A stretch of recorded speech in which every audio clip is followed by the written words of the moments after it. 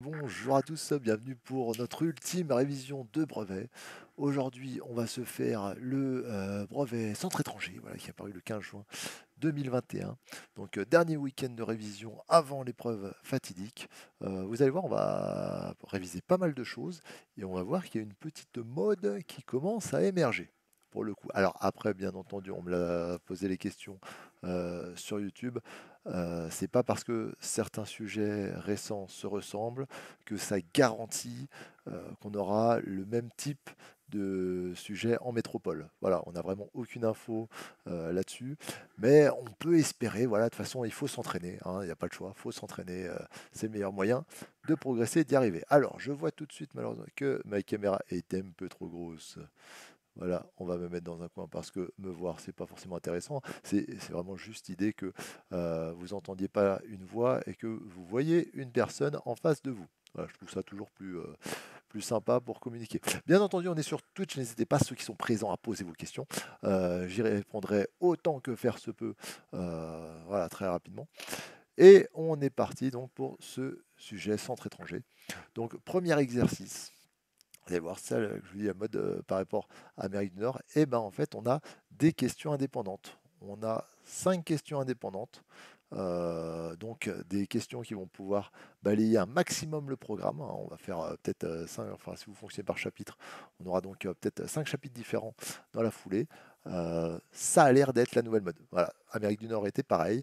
On a le sujet, je crois que c'est Polynésie qui est sorti aussi, où c'est sous forme de QCM, mais il y avait aussi donc un petit balayage du programme fait dans le premier exo et une petite réduction d'exo. On n'est plus à 6-7 exos, on est à 5 exos cette fois-ci. Donc, bien entendu, n'hésitez pas à aller le chercher, le sujet, pour le faire en même temps que nous. Voilà. Donc, on démarre, sujet centre étranger. Je vous mettrai le lien dans la description, comme d'habitude. Allez, décomposer 360 en produits de facteurs premiers. On rappelle ce qu'est un facteur premier. Un facteur premier, c'est un nombre qui n'a que deux diviseurs, un et lui-même. En fait, donc pour les trouver plus simplement, souvent on se dit quelles sont les décompositions possibles. Donc par exemple, 7 est un nombre premier parce qu'on peut le décomposer seulement une fois 7. Hein. Par contre, voilà, 12, c'est pas un nombre premier parce qu'on peut faire du 3 fois 4 ou du 2 fois 6. Donc vous voyez qu'on a bien plus de diviseurs pour le coup. Alors comment faire ici? Bah, tout simplement, donc on va diviser au fur et à mesure. Alors souvent on essaye de faire un peu comme une division pour faire apparaître les en colonne. Tiens, c'est ça, je vais faire un petit tableau. Je vais faire un petit tableau vite fait de 2 cases. Alors bien entendu, hein, ça prend du temps, on est en direct. Euh, donc voilà, je prépare pas de PDF, PowerPoint pour le coup. Voilà, donc 360, on va le diviser déjà par 2. Ah, 2 qui est un nombre premier, hein. Je rappelle les premiers nombres premiers, 2, 3, 5, 7, faut 11, faut les connaître comme ces premiers. Donc 360 divisé par 2, 180. 180, il est encore pair, donc on peut toujours diviser par 2. Très bien. 180 divisé par 2, 90. 90 est encore pair, on redivise par 2, ben on n'arrête pas, c'est possible, divisé par 2, et on obtient 45. Alors 45 cette fois n'est pas pair, mais par contre, comme il se finit par 5, vous le savez, il est dans la table de 5, donc on va diviser 45 par 5. 45 divisé par 5, hop, 9. 9, on peut le diviser par 3, hop, ça nous donne donc 3. Et donc 3, on peut le diviser forcément par 3, et on arrive à 1. Voilà, une fois que vous avez fait toutes ces divisions successives et que vous avez bien fait attention de faire apparaître que des facteurs premiers, je rappelle, il faut absolument des nombres premiers, dans le cas, on a donc notre décomposition. 360, c'est égal à 2 à la puissance 3. Hop, on va prendre le temps de l'écrire proprement. Voilà, 2 puissance 3 fois 3 puissance 2, parce qu'il y en a deux, hein, des 3, vous voyez, hein. Il y a 3 fois 3 pour le coup, et fois 5 pour le coup. Voilà donc votre décomposition de 360 en produit de facteurs premiers. Alors, aucune justification n'était demandée, on est là pour s'entraîner, donc je vais essayer de détailler, de développer un maximum parce qu'on est là pour comprendre et pas juste donner les réponses. Vous voulez juste donner les réponses, tapez sur Internet, vous allez chercher un corrigé, je suis sûr, il y en a qui l'ont déjà fait. Et bonjour à tous, bonjour à ceux qui nous rejoignent, ça nous rejoint au fur et à mesure sur ces révisions de brevets. Poursuivons avec un peu des transformations. Donc regardez, à partir du triangle BEJ, BEJ qui est ici à gauche, rectangle isocèle en J, on a obtenu... Bonjour Enzo, bonjour. Tiens, tu m'as ça bonjour toi, depuis quand? C'est pas grave, c'est pas grave. Voilà. Prends une feuille, pose-toi, voilà, fais-le en même temps que nous et n'hésite pas à poser des questions si, bien sûr, tu en as. Voilà. J'espère que tu n'en auras plus trop vu que c'est dans 2 jours. Alors, rectangle isocèle en J, on a obtenu le pavage de la figure ci-contre. Quelle est l'image de BEJ par la symétrie d'axe BD? Voilà, donc symétrie d'axe BD, hop, je vais mettre des petites formes par-dessus. Donc, je repasse. Voilà l'axe BD. Des symétries axiales, quand même, vous en avez fait pas mal depuis la primaire, pour le coup, je pense. Donc, vous devez être rodé. Ici, hop, ça va être un peu long à faire. Donc, si on considère le triangle BEJ, ça va falloir que j'insère à chaque fois, ça va être long. Voilà, je vais le faire. Voilà, BEJ que vous voyez ici. Donc si on fait une symétrie axiale, je vous rappelle, comme on disait en primaire, on plie la feuille et on voit où est-ce que ça se superpose de l'autre côté, on le reproduit. Donc il va passer de l'autre côté de notre axe et on va obtenir le triangle BJF. Donc bien sûr, vous rédigez un peu, vous faites des phrases, comme d'habitude. On va éviter de faire la feignasse, on a 2 heures pour bien rédiger.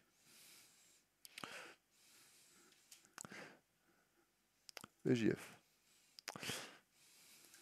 Mince, ça m'a cassé un peu ma figure. Tant pis. Hop, c'est plus une symétrie d'axe pour la suite. On peut l'enlever. Hop, réponse en rouge pour ceux qui nous rejoignent au fur et à mesure. Ensuite, quelle est l'image du triangle AMH? Donc AMH, où est-il? Il est ici, AMH. Par la translation qui transforme le point E en B. Donc pour bien repérer la translation, moi je vous conseille tout d'abord de faire une flèche sur l'énoncé. Donc on parle de la translation qui transforme E en B. Donc c'est un déplacement. Donc voilà, c'est ce déplacement, voilà, qui est symbolisé par notre petite flèche bleue, ici. De E en B, ok. Et donc on va prendre la même flèche. Regardez, je vais faire un copier-coller. Tac. Voilà, je prends la même flèche. Et donc mon triangle AHM, AMH, justement, je vais lui faire ce même déplacement. Alors je peux mettre la flèche au centre du triangle, pour le coup, pour voir donc, où est le triangle d'arrivée. Donc mon triangle de départ est ici. Déplacement. Mon triangle d'arrivée, c'est donc EFM. Si encore vous avez du mal, vous pouvez faire chaque point individuellement. C'est-à-dire, donc vous prenez le point A, vous le déplacez, ça devient E. Vous prenez le point M, vous le déplacez avec cette flèche, ça devient F. Et vous prenez le point H, vous le déplacez, ça devient M. Donc on obtient, comme je l'ai dit, le triangle EFM. Allez, l'image du triangle AMH par la translation. Ah, c'est le problème de la transformation en Word, ça casse tout. Ça pète toute la mise en page.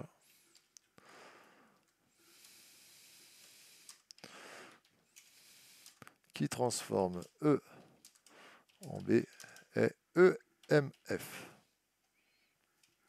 Voilà. Comment ça va vous sinon? Vous en sortez bien dans vos révisions? Pour le coup? Pas trop de soucis. De toute façon, je pense que vous m'auriez envoyé des mails pour le coup. Si vous étiez vraiment en PLS. On n'arrive pas à sectionner, c'est pas grave. Par quelle transformation passe-t-on du triangle AIH au triangle AMD? Bon, vous voyez, ça rappelle un peu Thalès. C'est un agrandissement, justement, et un agrandissement, ça s'appelle dans les transformations une homothétie, pour le coup. Donc,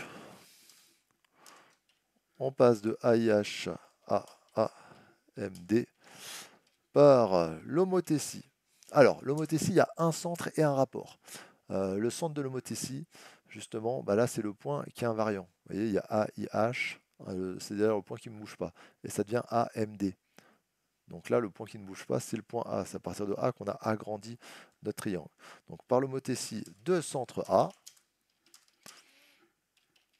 et on peut même mettre le rapport, si vous voulez, c'est de rapport 2, étant donné qu'on a fait un pavage à l'aide du même triangle. Donc vous avez les côtés AH et HD qui sont égaux, AI et IM qui sont égaux, etc. Donc comme c'est un pavage, voilà, le rapport c'est 2, on peut être précis, bien sûr.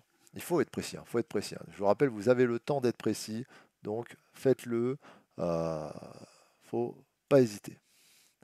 Calculez en détaillant les étapes. Alors attendez, ça me fait rire d'un coup dans ce sujet. Comment on peut commencer en nous disant aucune justification n'est demandée et dans la foulée calculer en détaillant les étapes. C'est pas grave. Voilà, je vais éviter de me poser trop de questions pour le coup. C'est pas grave, on va détailler. On va détailler. Petite formule, hop, on va faire apparaître des fractions. Il faudrait de la place.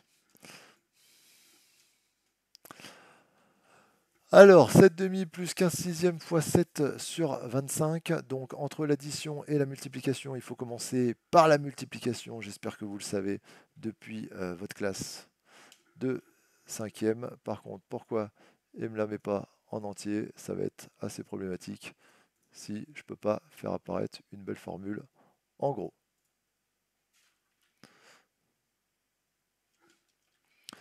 7 demi plus... Alors là, ça va être dégueulasse. Qu'est-ce qui se passe?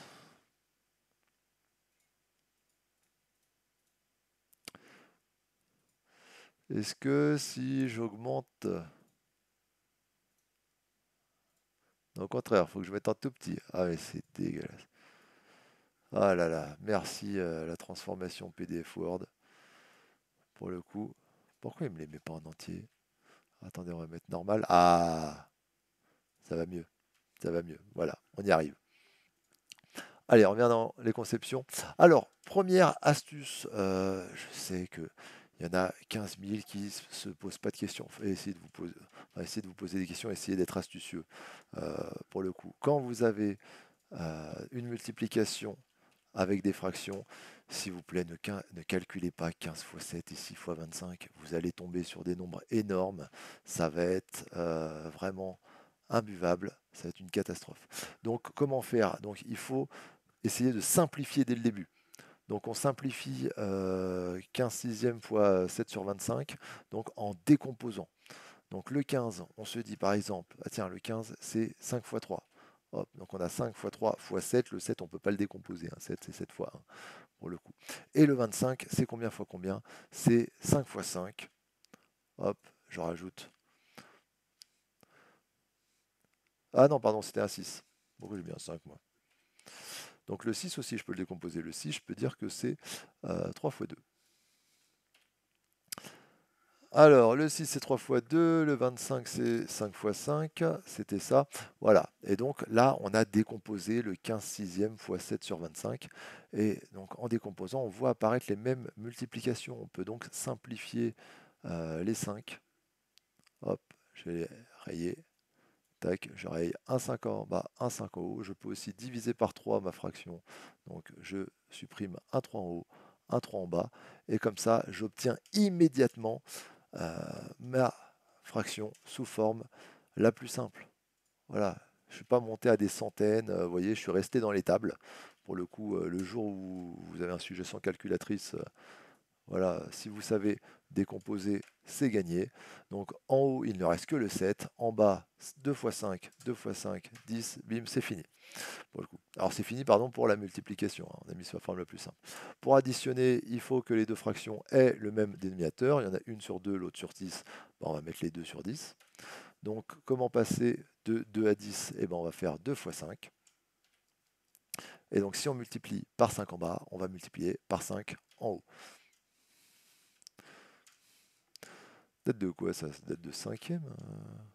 Des choses comme ça, pour le coup. Hop, 35 sur 10 plus 7 sur 10.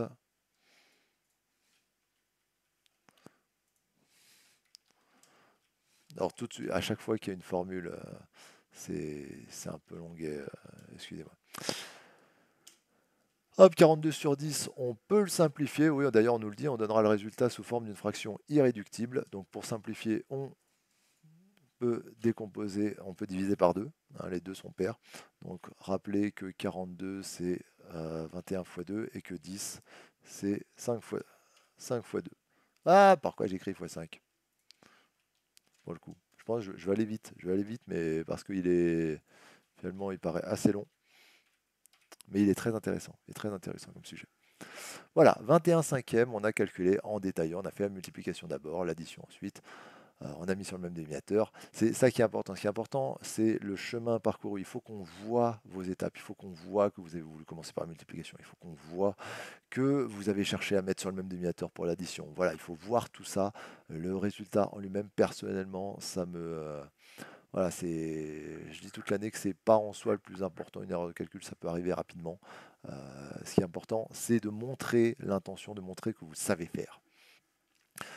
Ensuite, pour cette question, on indiquera sur la copie l'unique bonne réponse, sachant que le diamètre de la Lune est d'environ 3474 km. La valeur qui approche le mieux son volume est la Lune est une boule, pour le coup. Donc, quel est le volume de la boule? Justement, eh ben, on ne vous a pas rappelé la formule. C'est à vous de connaître la formule du 4 tiers pi r cube, pour le coup. Vous êtes content, hein? Voilà, donc pour tous ceux qui on entend chaque année dire oui, mais c'est bon, les formules de volume, hein, ils les rappellent bien entendu. Et ben là, non. Voilà. Le volume d'une boule, hop, on va rappeler la formule si jamais vous l'aviez zappé. Vous l'avez dans le chat? Tiens, d'ailleurs, dites-moi, est-ce que vous l'avez dans le chat? Les miens, je pense que oui, comme on l'a fait il n'y a pas longtemps. 4 fois pi. Tiens, il est où le pi? Il est là. 4 fois pi fois le rayon. Alors le rayon, attention, puissance 3 le rayon. Puissance 3. Comment s'en souvenir? Je conseille toujours. Ah, je peux pas mettre puissance 3. Bon, tant pis, je vais mettre une puissance 3 écrite comme ça. Puissance 3. 4 fois pi fois le rayon au cube divisé par 3, la formule du volume d'une boule. Alors, j'essaye de dire toujours à mes élèves, pour l'air d'un cercle, comme on est en 2 dimensions, on est sur une surface, donc le rayon sera au carré. Et pour un volume, vous le savez, on est en 3 dimensions, donc le rayon sera au cube. Pour le coup, voilà, 3 dimensions, simplement. Une fois que vous avez la formule, eh ben c'est quasiment gagné. Pourquoi c'est gagné? Parce qu'il suffit simplement de remplacer le mot par sa valeur. Donc le mot rayon, hop, on enlève rayon, on met pas 3474 parce que 3474 c'est le diamètre pour le coup. Donc on va diviser par 2. Divise par 2, tac tac tac. Ça fait 1737, on aurait pu le calculer de tête pour le coup. Alors, il faut vraiment tout justifier. Donc, c'est-à-dire le 3474 divisé par 2, vous l'écrivez dans un coin. De toute façon, tout ce que vous faites sur votre calculette, vous l'écrivez, quelque part. Voilà, c'est la Lune, c'est ça? Oui, c'est la Lune. Donc le rayon de la Lune, voilà, 1737. Et ensuite, tout ça dans notre calculatrice. Alors, 4 fois pi fois le rayon au cube, ça nous fait donc du 2,19 puissance fois 10 puissance 10. 2,19, enfin 2,20. Pour le coup, il y a un 5 derrière. Ah bah tiens, il est ici. Voilà, c'est la réponse D. 2,2 fois 10 puissance 10.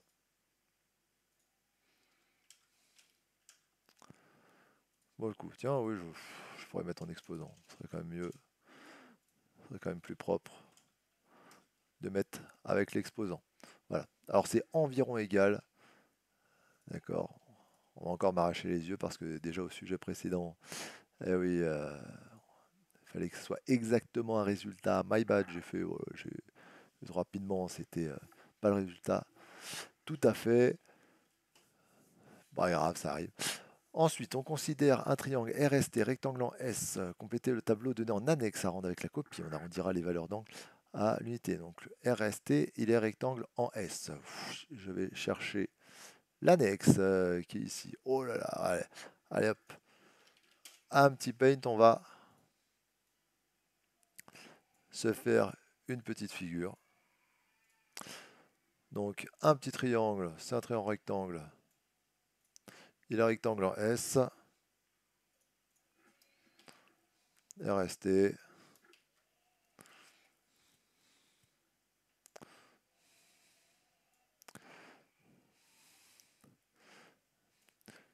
Hop. 10 mm. Je sais pas si vous entendez gueuler derrière moi. Voilà. Simplement, on a le petit qui s'est réveillé et il n'a rien trouvé de mieux que d'aller embêter le grand pendant la sieste.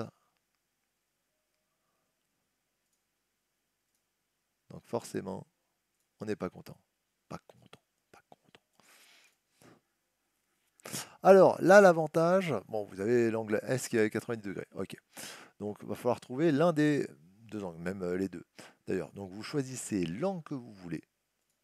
Pour le coup, pour commencer. Donc par exemple, on peut chercher celui-là. Mais surtout, donc ça va être la trigonométrie, cosinus, sinus, tangente. Surtout, vous pourrez utiliser la formule que vous voulez. Voilà, vous savez, il y a le cosinus. Hop, cosinus d'un angle.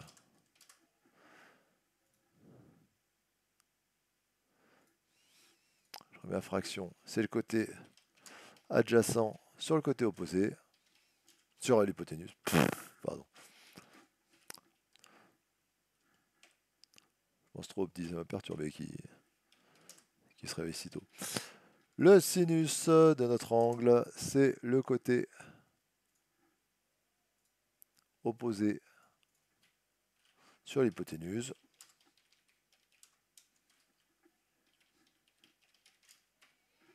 Et enfin, vous avez la tangente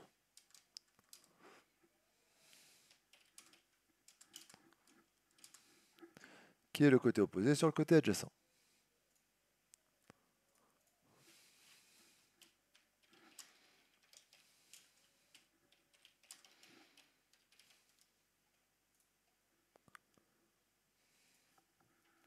Donc l'avantage qu'on a ici, c'est qu'on connaît toutes les longueurs. Voilà, d'habitude on n'en connaît que deux, donc la formule est un peu, enfin voilà, on doit avoir l'une des trois, mais on n'a pas le choix, en tout cas.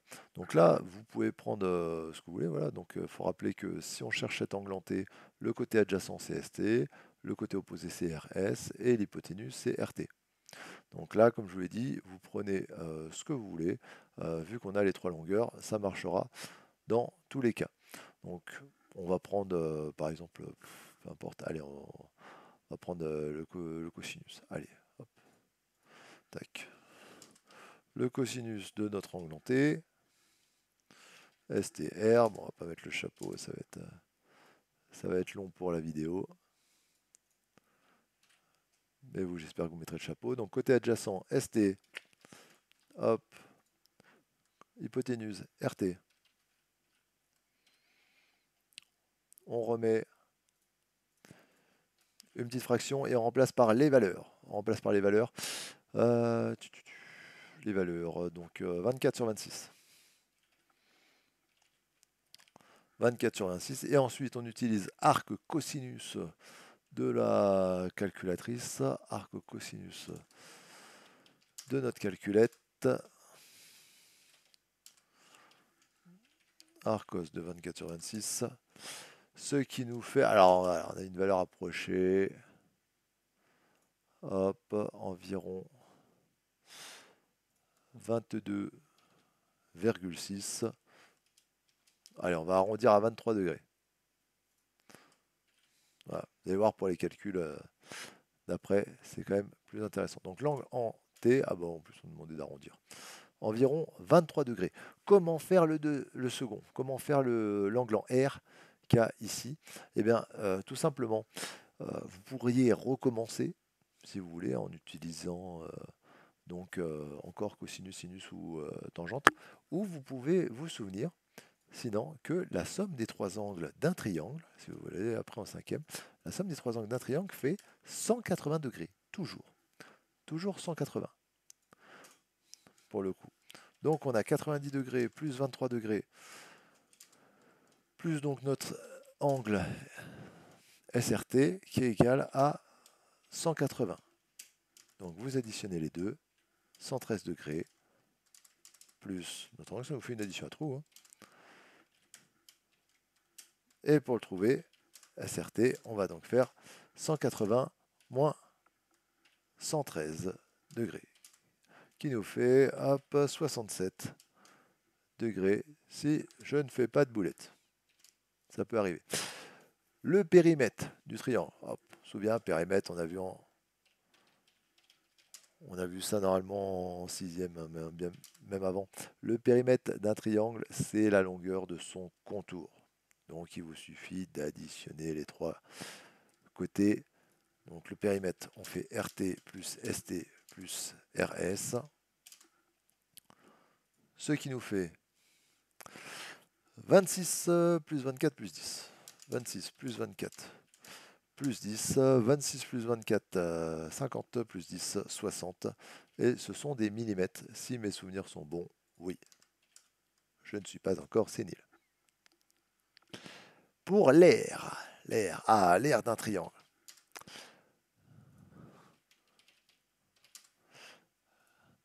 L'aire d'un triangle, je vous rappelle la formule. Là encore, la formule n'est pas donnée. Bah, disons qu'il fallait connaître des formules pour le coup.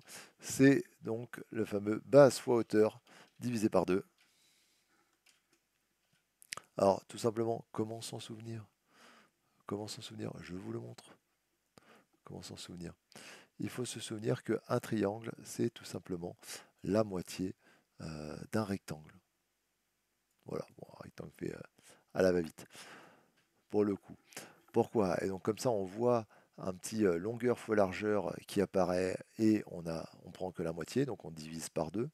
Et c'est simplement que dans le triangle, on appelle ça, pas ça longueur et largeur, on appelle ça la base et la hauteur du triangle. Et c'est la même chose si le triangle n'est pas rectangle. Entendu, je ne vais pas le montrer aujourd'hui, on pourra faire une vidéo pour les sixièmes pour le montrer. Du coup, il y aurait suffisamment à faire. Donc, la base, ici, la base 24. OK. La hauteur 10. 24 fois 10 divisé par 2, 12 fois 10, 120. Hop, 120 mm carrés, pour le coup. Voilà pour l'air. Donc on a fini pour ce qui est, de ce premier exercice qui regroupait, donc on a déjà passé une demi-heure dessus. Ensuite, deuxième exo. Où est-il ce deuxième exo? Oui. Ici. Allez, nouvelle page pour le deuxième exo. Donc dans cette première partie, on lance un dé bien équilibré. Donc il n'y a pas de triche. A à 6 faces numérotées de 1 à 6. Puis on note le numéro de la face du dessus. Donner sans justification les issues possibles. Donc les issues possibles sont... Donc qu'est-ce qu'on peut avoir à la fin? Donc 1, 2, 3, 4, 5 ou 6. Pensez à bien, j'allais dire détailler, à bien énumérer chacune des issues possibles. Voilà, plutôt que de dire les issues possibles sont tombées entre 1 et 6. Pourquoi? Parce que si vous le formulez comme ceci, on va vous dire, ouais, donc 1,2, ça marche. Eh oui, donc c'est pour ça qu'il faut bien énumérer les issues possibles, et après, comme ça, on pourra compter combien il y en a à chaque fois. Donc, à la probabilité de l'événement A, on obtient 2. Donc, la probabilité de l'événement A, je vous rappelle, on écrit P de A égale, et ensuite la probabilité, on la met sous une petite forme de fraction. Donc, les deux, il n'y en a qu'un seul, sur 6 faces au total. Voilà, les probas, faut juste compter. On a une chance sur 6, on a une face avec le 2 sur les 6 faces en tout. Puisqu'il y a 6 issues possibles. Quelle est la probabilité de l'événement B? Obtenir un nombre impair. Donc la probabilité de l'événement B, hop, égale, pareil, une petite fraction. Donc combien de nombres impairs dans nos issues possibles? Donc il y a le 1, le 3 et le 6. Ça nous fait donc 3 possibilités sur les 6 au total. Donc 3 sur 6. On peut mettre égal à 1,5. C'est pas demandé. Bon, on peut laisser 3 sur 6. Dans cette deuxième partie, on lance simultanément 2 dés bien équilibrés à 6 faces, un rouge et un vert. On appelle score la somme des numéros obtenus sur chaque dé. Donc on va additionner les résultats et ça va être ce qu'on appelle le score. Quelle est la probabilité de l'événement C? Le score est 13 avec 2 dés. Les gens, comment appelle-t-on un tel événement? Donc rendez-vous bien compte, avec 2 dés à 6 faces, au mieux vous avez 6 sur l'un, 6 sur l'autre, 6 plus 6, 12. On va avoir du mal à aller à 13 pour le coup. Donc c'est pour ça que la probabilité de l'événement c'est donc obtenir, ah tiens, hop, si on met des espaces, ça passe. La probabilité de l'événement C égale donc 0. Je n'ai même pas besoin de mettre 0 sur 6, ça fait 0 pour le coup. Comment on appelle un tel événement? On appelle ça un événement impossible. Il s'agit d'un événement impossible. Dans le tableau à double entrée donné en annexe. Allez, donc hop, on retourne sur l'annexe. Ok, il est ici, on a des verts, des rouges. Bon, on a l'air d'avoir les résultats. J'ai même pas lu la fin de la question. Pour le coup. Donc compléter sans justifier le tableau donné en annexe, ok, et donner la liste des scores possibles. Ça va être long. Ok, donc si vous voulez, allez, 1 plus 1, allez, vive les additions, pour le coup. Youpi. 1 plus 1, ça fait 2, 1 plus 2, ça fait 3, allez, 4, 5, 6, 7. Hop. Tiens, on peut le faire en descendant aussi. 4, 5, 6, 7. Hop. 4, 5, 6, 7, 8. 5, 6. Ouais, je vous avouerai que là, cette question, c'est pas trop passionnant pour le coup. Mais bon, ça, voilà, ça file du point gratos. Donc, moi, je prends. Hein. Moi, je serai à votre place, je prendrai, hein, pour le coup. Mais j'ai peur que ça fasse prendre beaucoup de temps, vous voyez, à écrire tout ça, pour finalement, en soi, pas grand-chose pour pas beaucoup de points. Donc les scores possibles sont donc de 2 à 12, 2, 3, 4, 5, 6, 7, 8, 9, 10, 11, 12. Hop, on revient à la question. Les scores possibles sont 2, 3, 4, 5, 6, 7, 8, 9, 10, 11, 12. Bim. Alors, on va pas au-delà de 12. Pour le coup. Troisième partie, tiens, pourquoi elle n'est pas montée plus haut celle-là? Donc, quelle est la probabilité de l'événement D? Le score est 10. Donc, vous pouvez aller voir votre tableau, compter combien vous avez de 10 dans votre tableau.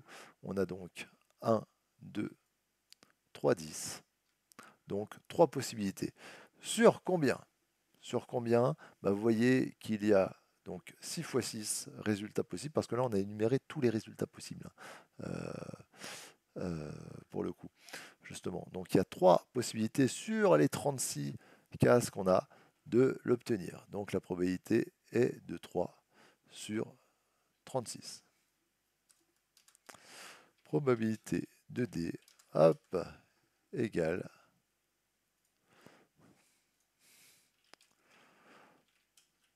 3 sur 36. On peut même mettre voilà, 1 sur 12, on peut diviser par 3 si on le souhaite. Ensuite, la question, le score est un multiple de 4. Allez, on va chercher tous les multiples de 4. Donc, allez, c'est parti. La table de 4, le 4 ici, le 8, hop, dans la diagonale. Et après, 4 fois 3, 12. Donc ici, nous avons 1, 2, 3, 4, 5, 6, 7, 8, 9 possibilités sur les 36. 9 sur 36, qui nous fait donc un quart. Pour le coup. Donc la probabilité de l'événement E. Donc souvent avec les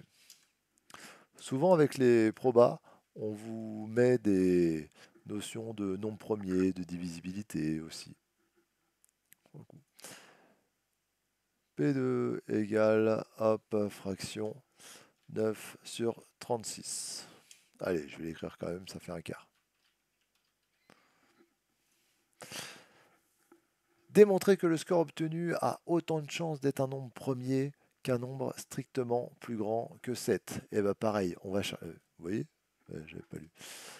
Un nombre strictement plus grand que 7, ça veut dire que 7 ne fonctionne pas. Tiens, on va compter combien il y a de résultats plus grands que 7 déjà. Hop, on va mettre tout ça en noir, on va revenir. Donc plus grand que 7, vous avez les 8, tac, tac, tac, tac, vous avez ça, en plus grand que 7. Donc on va compter. Et donc 1, 2, 3, 4, 5, 5 et 4, 9, 10, 11, 12, 13, 14, 15. On a 15 scores supérieurs à 7. Ensuite, on va changer de couleur pour les nombres premiers, donc nombre premier. Hop, ma souris ne répond plus. Oh là là, que des problèmes techniques aujourd'hui. On a le 2, le 3, le 5, le 7. Donc le 3, le 5, le 7. Non, voilà. 2, 3, 5, 7. 7, 7, 7, 1, 5 ici. Le 9, non. Le 8, et le 11 aussi. Le 11 aussi qui est premier. Pour le coup. Donc combien on en a? Voilà, il faut compter là en violet, j'aurais dû choisir une autre couleur. 1, 2, 3, 4, 5, 6, 7, 8, 9, 10, 11, 12, 13, 14, 15. 15 aussi également. Ah bah finalement on a le même nombre. C'est ça qu'il fallait montrer. Démontrer que le score obtenu a autant de chances d'être un nombre premier qu'un nombre strictement plus grand que 7. Bah oui, donc voilà, on dit il y a 15 scores premiers. Oui, on va dire premier. Et 15 scores plus grands que 7. Ainsi, on a autant de chances d'obtenir l'un que l'autre. Pour le coup. Voilà, je voulais faire un peu de scratch quand même pour le coup, ici dans cette vidéo. Donc un professeur propose à ses élèves 3 programmes de calcul, dont 2 sont réalisés avec un logiciel de programmation. Donc le premier, on choisit un nombre, il attend la réponse. Donc ce nombre, on le met dans une boîte qu'on appelle nombre choisi. Ok. Donc ensuite, la transformation là, c'est quoi? C'est quoi? Attendez, il faut que je retrouve le sujet original. Quel est le sujet original là? On fait un plus pour le coup. Ok. Je peux faire apparaître le plus? Non. Pas que je fasse apparaître le plus. Attendez. Ah voilà, c'est mieux quand même. Voilà, donc on va faire le nombre choisi plus 1. Ok, on met le résultat dans une boîte. Donc là, on prend le résultat. Vous voyez, c'est valeur 1. On prend le résultat. Après le résultat, on le multiplie par 3. Et là encore, donc on met dans une autre boîte pour reprendre le résultat qu'on a obtenu juste avant. Et on fait le résultat moins 3. Pour le coup, c'est ça. Ça a l'air d'être ça. Ensuite, programme B, qu'est-ce qu'on fait? Donc, on met la réponse dans notre boîte nombre choisi. Nombre choisi plus 3. Ok, on additionne par 3. Ah, et là, on ne prend pas le résultat. Là, on reprend le nombre de départ. Donc, c'est un peu comme si on faisait deux voies différentes. Vous voyez, on part avec notre nombre choisi. Imaginez, vous choisissez 5. D'un côté, vous faites 5 plus 3, 8. De l'autre côté, vous faites 5 moins 5, 0. Et après, voilà, pour le résultat final, on fait valeur 1 fois valeur 2. On fait donc 8 fois 0. Ok. Montrez que si on choisit 1 comme nombre de départ, alors le programme A affiche pendant 2 secondes, on obtient 3. Donc là, vous détaillez les calculs, s'il vous plaît. Détaillez les calculs. Voilà, c'est j'ai envie de dire, c'est gratos, c'est des petites additions. Donc 1 plus 1, bim, 2. Ensuite, je prends le résultat 3 fois 2. 3 fois 2, 6. Et enfin, on prend le résultat 6 moins 3, hop, 3. Donc on obtient bien 3 à la fin. Ça, vous voyez, c'est fait. C'est cadeau, c'est pour nous. Montrer que si on choisit 2 comme nombre de départ, alors le programme B affiche pendant 2 secondes, on obtient moins 15. Alors c'est bien, comme vous voyez, il donne les réponses pour le coup, ici. Donc première chose qu'on fait, dans un coin, on va donc faire 2 plus 3, 2 plus 3, 5. Un peu plus loin, c'est pour ça que je vais mettre un espace. On va faire 2 moins 5, 2 moins 5, moins 3. Et ensuite, en dessous, on va donc multiplier les deux. 5 fois moins 3, 5 fois moins 3, moins 15. Voilà, c'est bien ce qu'on voulait. Voilà, on voulait obtenir moins 15.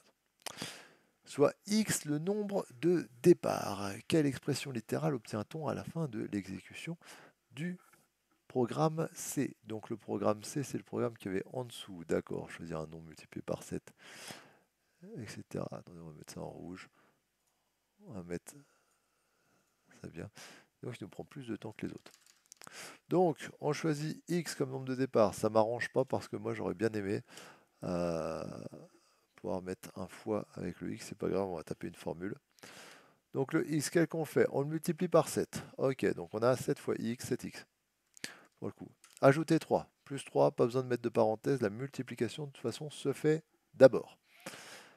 Et ensuite, soustraire le nombre de départ, donc moins x. Bon, 7x moins x, et x, c'est comme s'il y avait un seul x. Donc 7x moins x, 7x moins 1x, 6x, plus 3. Voilà, tout simplement. Et on s'arrête là, bien sûr, parce qu'on n'additionne pas les x avec les nombres. Un élève affirme qu'avec l'un des 3 programmes, on obtient toujours le triple du nombre choisi. A-t-il raison? Bah déjà, c'est pas le premier. Enfin, c'est pas celui de la deuxième question. Ici. Ça peut pas être celui-là parce que le résultat, c'est pas 3x. C'est 6x plus 3.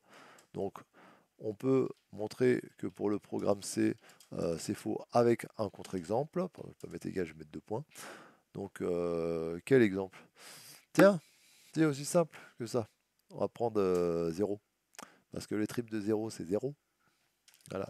Sauf que, hop, regardez. 6 fois 0 plus 3, ça fait 0 plus 3, qui fait 3. Sauf que le triple de 0, c'est 0. Donc le programme C, ça ne marche pas. Bonjour, Deli. Qu'est-ce qui chatte? C'est pas une question, tant pis.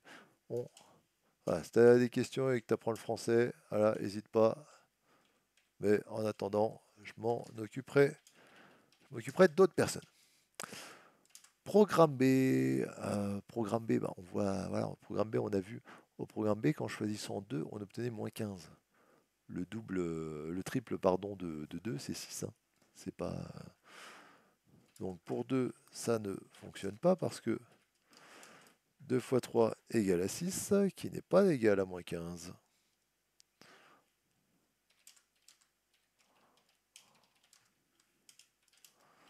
Avec... Ah pardon, j'aurais dû mettre qu'avec 2, ça faisait 15. Ça faisait moins 15.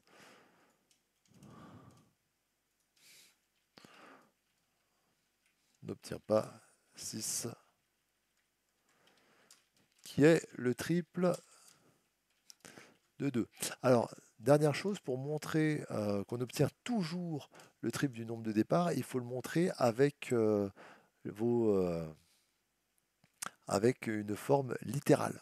Voilà, vous ne pouvez pas juste prendre un exemple. L'exemple, vous voyez, on l'a dans la première question, hein, on a pris le 1, on a obtenu 3, 3 c'est bien le triple de 1.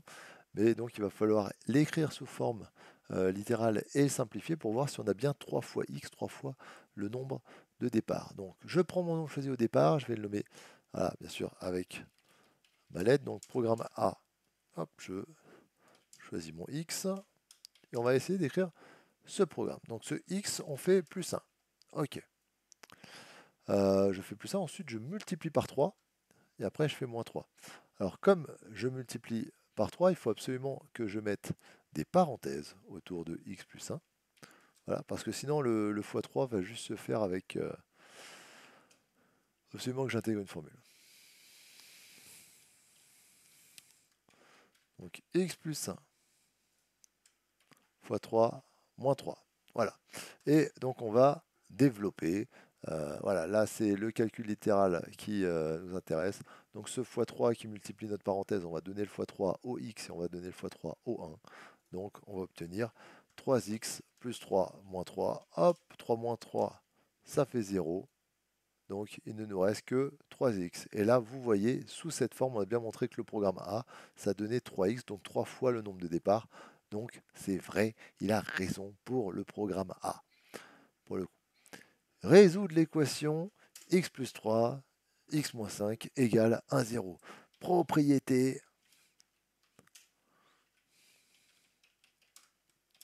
Si un produit de facteurs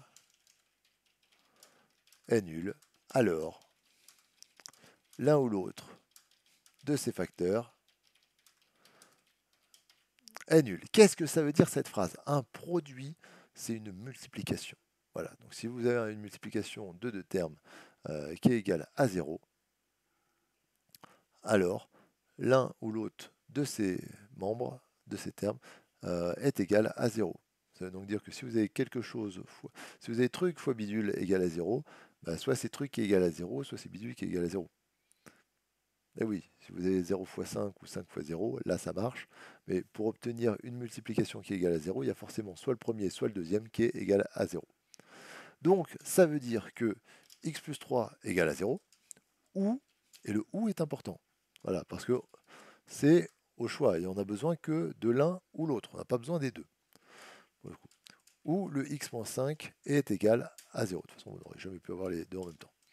X plus 3 égale à 0, le x doit être égal à moins 3, l'opposé de 3. Ou x moins 5 égale à 0. Quelle doit être la valeur du x pour ici que x moins 5 soit égal à 0? Pardon, il faut que le x soit égal à 5. Donc là, vous voyez, on a deux possibilités. Soit le x fait moins 3, soit le x fait 5, pour le coup. Pour quelle valeur de départ le programme B affiche-t-il? On obtient 0. Pour le coup, bon, bah, on va mettre... on va faire une petite équation pour le coup.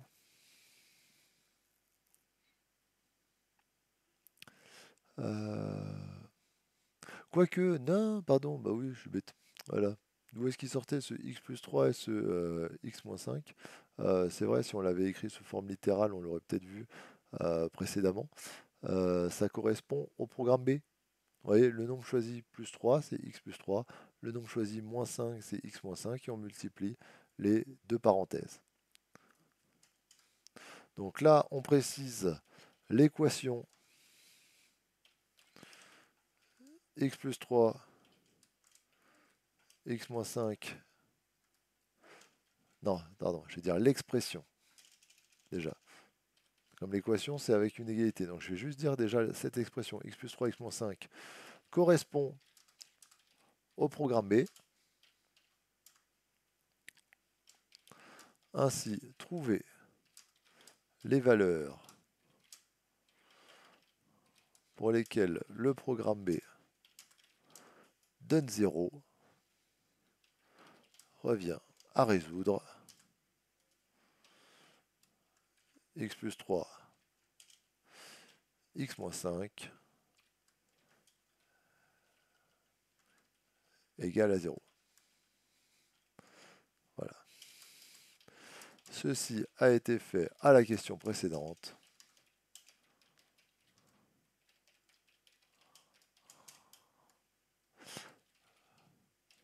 Le programme B affiche, on obtient 0. Pour les nombres, on a déjà dit moins 3 et 5. Et enfin, pour quelle valeur de départ le programme C affiche-t-il le même résultat que le programme A? Donc là, on va rechercher les expressions. Le programme A Donc son expression, c'est 3x. Tout simplement. Le programme C, quelle est l'expression du programme C? On l'a écrite, voilà, elle est ici, c'est 6x plus 3. Et on doit donc résoudre cette équation pour laquelle l'expression de A est égale à l'expression de C. Alors comment faire pour résoudre une équation? Donc l'idée, c'est de mettre tous les x du même côté, donc de supprimer ce 6x qui a à droite. Donc comment supprimer un 6x qui est à droite? On va rajouter l'opération inverse. Pour supprimer un 6x, on va rajouter moins 6x. Cependant, dans une équation, c'est comme une balance. Si vous rajoutez un moins 6x d'un côté, pour que ça reste à l'équilibre, il faut rajouter moins 6x de l'autre. Donc comme ça, 6x moins 6x, ça fait 0. Donc à droite, on a bien supprimé le x qu'il y avait à droite, il n'y a plus que le 3. À gauche, il nous suffit de calculer 3x moins 6x moins 3x. Je vais descendre.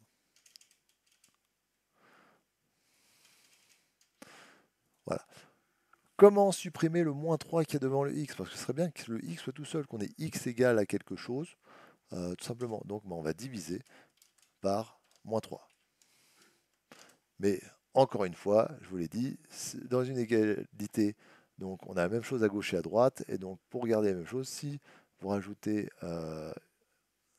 une opération d'un côté, il faut rajouter la même opération de l'autre. Donc on va rajouter 1 divisé par moins 3 de l'autre côté.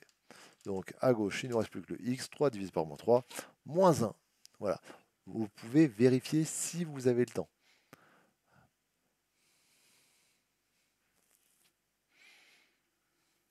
Donc, alors si on a le temps, on va essayer.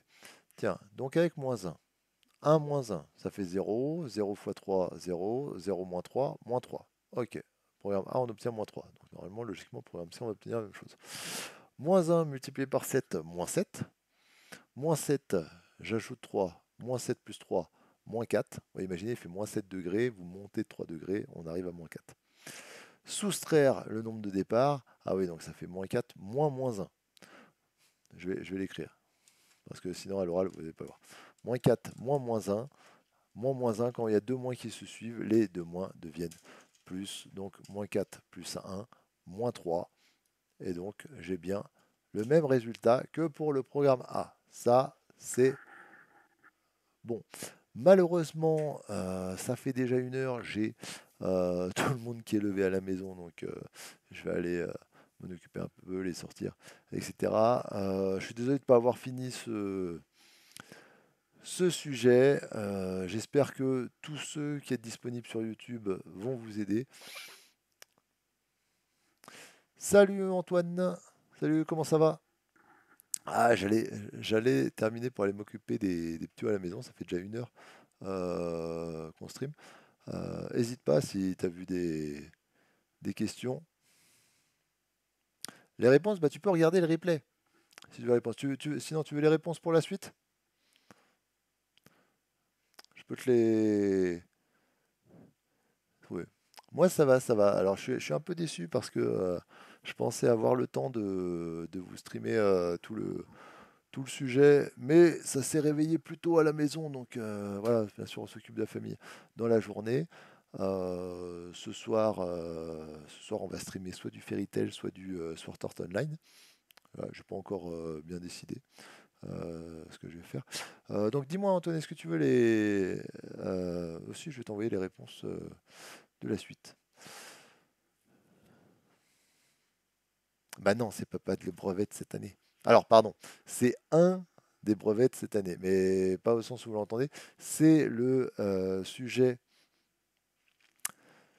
C'est le sujet, c'est lequel? C'est le sujet Centre étranger 2021. Parce qu'il faut savoir que vous avez plusieurs brevets selon les fuseaux horaires. Voilà, parce que si vous devez tous faire en même temps, ceux qui le passent en Amérique du Nord, ils vont pas se lever à 3 heures du mat pour que vous le passiez à 9 heures. De toute façon, le sujet de brevet métropole ne filtrera pas, pardon, parce que tout simplement, si jamais il filtre, vaut mieux pas pour vous, faudrait annuler l'épreuve et sortir le sujet de réserve. Voilà, donc il vaut mieux pas qu'il filtre en effet. pour le coup. Donc, alors, c'est un sujet de cette année, donc ça nous a permis de voir, on va dire, quelle était la mode en ce moment, pour le coup. C'est quand même long, hein, ton pseudo, hein, Antoine, pour le coup. Voilà, et on s'est bien entraîné, on a pu voir des similitudes entre les différents sujets de cette année. Bien sûr, comme je le dis à beaucoup de monde sur YouTube, ça ne garantit pas que voilà, que le sujet métropole soit du même style. Pour le coup, on va quand même montrer ce qui restait à faire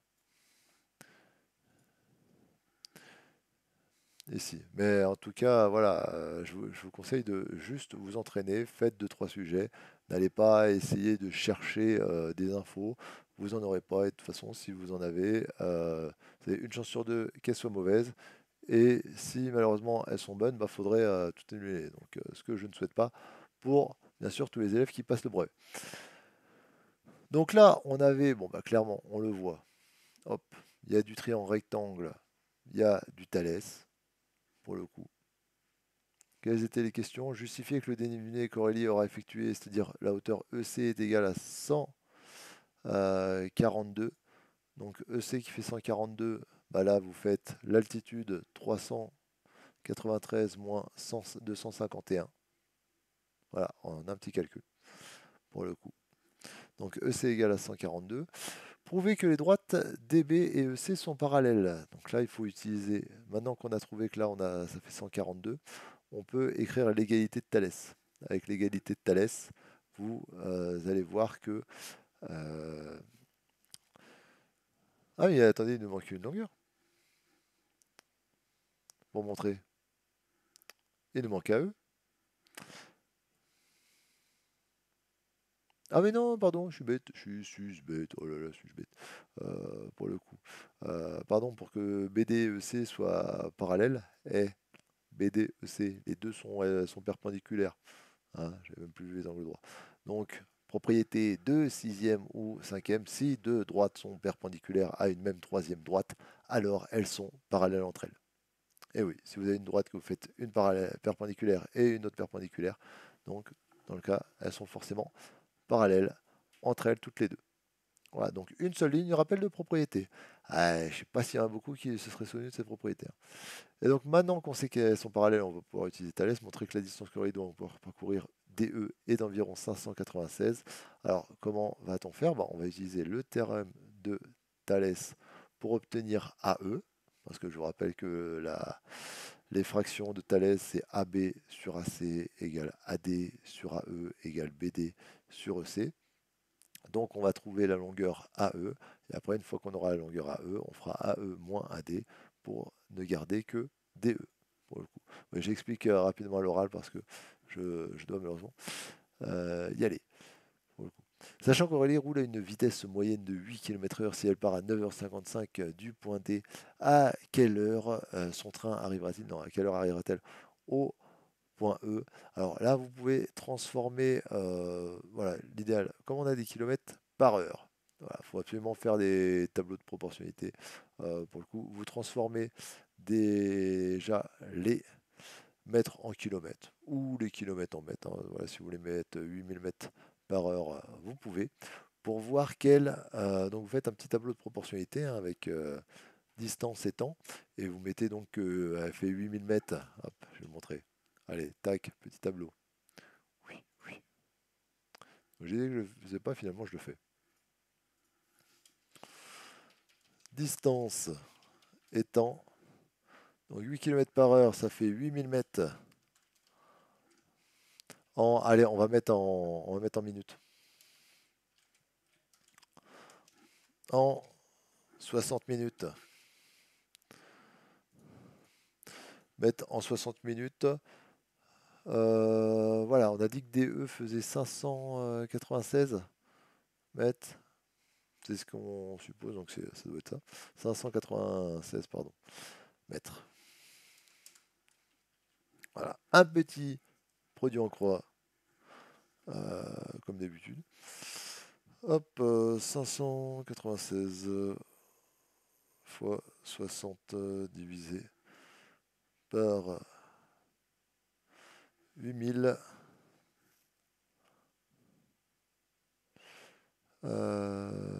Tac, ça nous fait du 4,47. Ah oui, il n'y a que 500 mètres à faire, pour le coup. Et mettons 1 heure. Bon, c'est bon pour le coup. Donc 4,47, ça fait donc environ 5 minutes. Ah non, 4 minutes, pardon. Ça fait 4 minutes environ. Donc elle va arriver à 9h59 pour le coup. Moi, j'aurais pensé que c'était plus long. Pour le coup. Voilà, la pente d'une route est obtenue par le calcul suivant, dénivelé sur la longueur horizontale parcourue. Oui, le pourcentage d'augmentation. Donc là, il va falloir transformer. Donc là, vous voyez, on vous montre une pente de 13%. Comment ça se fait? Eh ben, en fait, on a 26 sur 200. 26 sur 200, la fraction 26 sur 200. Là, je fais que les explications.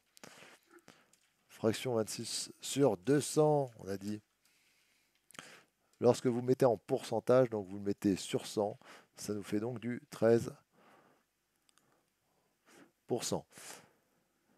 Démontrer que la pente de la route parcourue par Aurélie est de 22,5. Alors, est-ce qu'on a toutes les infos ici pour le coup? On a EC, mais est-ce qu'on a AC? Eh ben non, on n'a pas assez pour le coup. Donc il va falloir calculer AC. Comment calculer AC? Bon, on peut faire Pythagore hein, pour calculer AC. Hein, pour le coup. Ça ne dérangerait pas. Hein. Et le cinquième, A avec les formules. Donc les fameuses fonctions affines linéaires. Une station de ski propose à ses clients 3 formules pour la saison hiver. Formule A, on paye 36,50 par journée de ski. Formule B, 90 pour un abonnement pour la saison, puis 18,50 par journée de ski. Donc c'est un classique qui revient en force.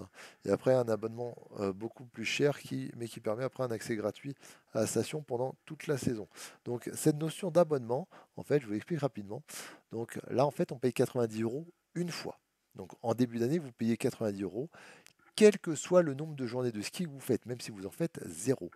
D'accord? Vous allez dire c'est l'arnaque pour le coup. Et après, à chaque journée, bah, vous ne payez que 18,50 € pour le coup. Et donc voilà, si vous faites qu'une ou deux journées, vous payez quand même les 90 euros.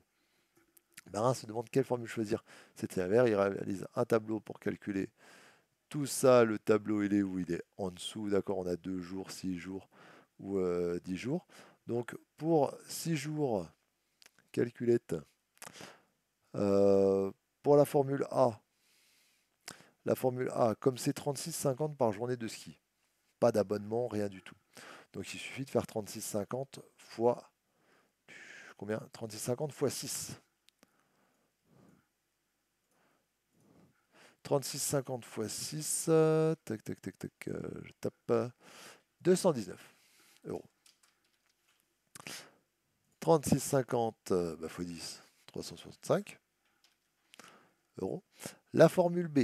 La Formule B, ça va pas être pareil, la Formule B, donc on va faire 90 plus 18,50 par journée. Donc, pour la Formule B, hop, je reprends, c'est 90 plus 18,50 fois 6. Voilà, ça nous fait donc 201 euros. Et donc, pour 10 jours, bah, on fait 90 plus 18,50 fois 10. Alors forcément, ça rentre pas. Et là, petit coup calculette, 275 euros. Et la formule C, ce qui est génial avec la formule C, je vous remonte la formule C, c'est qu'on paye 448,50 et après, on y va quand on veut, toute la saison. Donc ça veut dire on ne paye pas avec les jours qui restent. Donc toute l'année, c'est 448,50. Je suis content que ce type d'exercice revienne pour les fonctions, honnêtement. Voilà, c'était un ancien type d'exercice. Voilà, c'était souvent le cas avec plusieurs formules et des abonnements. Content que ça revienne, pour le coup. Dans cette question, x désigne le nombre de journées de ski. On considère les trois fonctions, donc f, g et h. 90 plus 18,50 x, donc on fait 90 plus 18,50 fois le nombre de journées. donc à laquelle ces trois fonctions représentent une situation de proportionnalité. Alors, je vais d'abord répondre à la B pour vous dire à quelle formule ça correspond. Donc là, c'était chaque journée à 36,50, c'était notre formule A. Voilà, 36,50 par jour, donc on fait 36,50 fois le nombre de jours, fois X. Ensuite, 90 euros d'abonnement, donc plus 18,50 pour chaque journée, donc on avait fait 90 plus 18,50 fois le nombre de journées, fois 2, fois 10, fois 6, pour le coup. Ou sinon, vous voyez, K, le G, c'est 448,5. Il n'y a pas de X, donc ça veut dire quel que soit le nombre de jours qu'on reste, bah c'est 448,5. Donc là, c'est la formule C. A, B, C. Laquelle de ces trois fonctions représente une situation de proportionnalité? Eh bien, il s'agit de la fonction h, tout simplement parce que c'est une fonction qu'on appelle une fonction linéaire. D'accord? Là, vous avez une fonction linéaire, là, vous avez une fonction affine, et ce sont les fonctions linéaires, en fait, qui s'écrivent sous la forme d'un nombre fois x, qui sont la traduction des situations de proportionnalité. Calculer le nombre de journées de ski pour lequel le montant à payer avec les formules A et B. Donc A, c'est ceci, B, c'est ça, est identique. Il faut le calculer, donc c'est encore une équation, on a déjà mis. 36,5 x égale donc, quand est-ce que c'est égal à 90 plus 18,5 x? On fait la même chose, on essaye de mettre les x d'un côté. Comment on fait? On va supprimer les x à droite en faisant moins 18,5 x. Si je le fais à gauche, je le fais à droite, comme je l'ai dit tout à l'heure.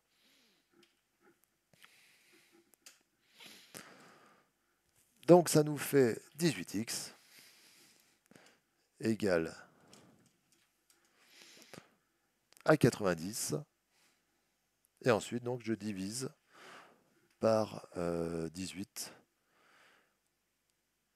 Divisé par 18, ça ne fait que 5 pour le coup. Donc, hop, 18x, on divise par 18. On divise le 90 par 18 aussi.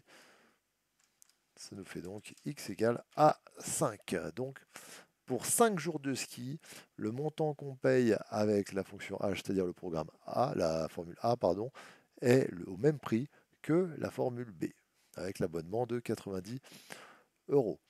On a représenté graphiquement les trois fonctions dans le graphique ci-dessous sans justifier et à l'aide du graphique associé chaque représentation à la fonction correspondante. Hop, je vous la montre.